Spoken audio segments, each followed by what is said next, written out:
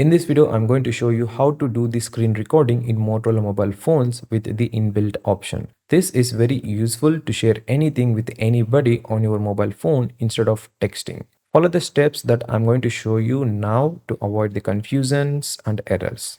If in case you are unable to see the screen recording option in the notification panel, simply click on the pen icon at the bottom side and you can see a list of shortcuts here.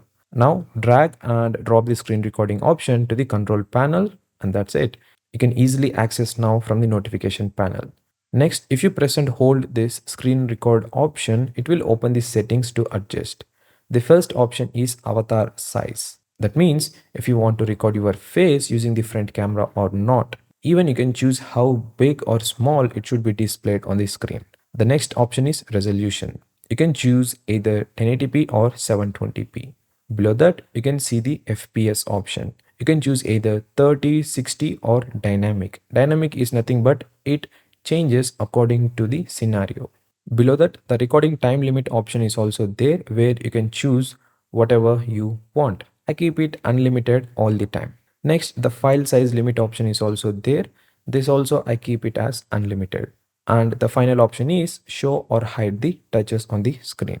So these are all the options that we get inside the screen recording. Now I'll show you how it looks if you do the screen recording. Open the notification panel and simply tap one time on screen recording. A new pop-up will be shown like this. You can customize even more options here.